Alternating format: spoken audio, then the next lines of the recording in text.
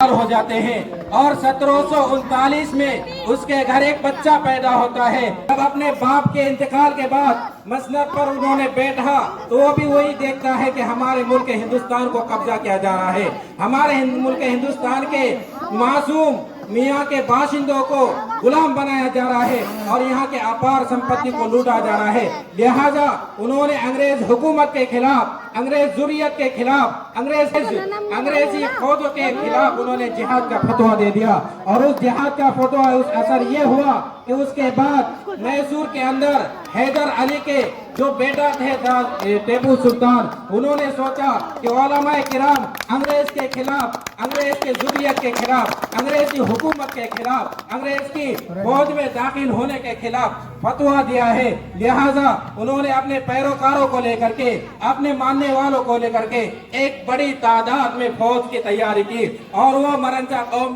कदम तक 1799 में चल दिए और वहां जाकर के अंग्रेज से तने तनहा टकरा गए।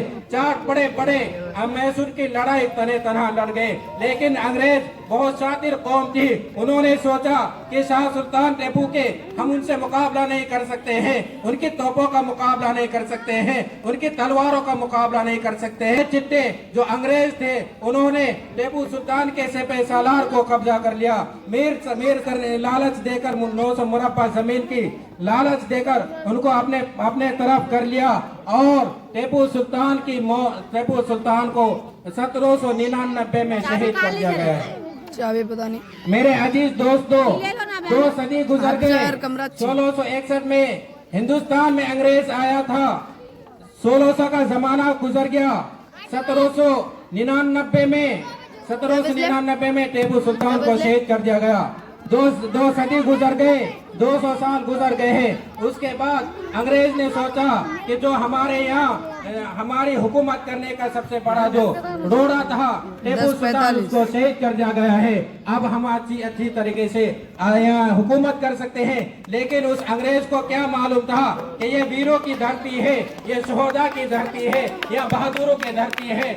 एक वीर मरते हैं तो हजारों वीर को हो जाते हैं। उसके बाद बंगाल का शेर सिराजुद्दौला मैदान जंग में उतरता है और मैदान जंग में सिराजुद्दौला कुल 22 घंटा पलासी की लड़ाई लड़ते हैं। लेकिन वही अंग्रेज ने नवाब सिराजुद्दौला के मीर साल का नवाब तुम्हें बना दूंगा। लिहाजा मीर जाफर गद्दारी करके अंग्रेज के तरफ चला जाता है और टीपू सुल्तान की तरह नवाब सिराजुद्दौला को भी शहीद कर दिया जाता है।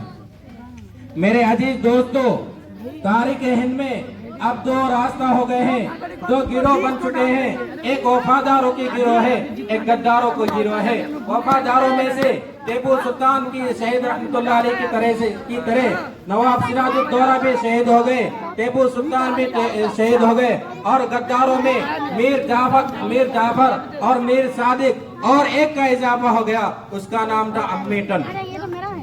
अब 2 गिरोह हो चुके हैं। 1801 मई। अब इसके बाद हिंदुस्तान के तारीख बदल जाती है, ज्योग्राफी बदल जाती है, हिस्ट्री बदल जाती है।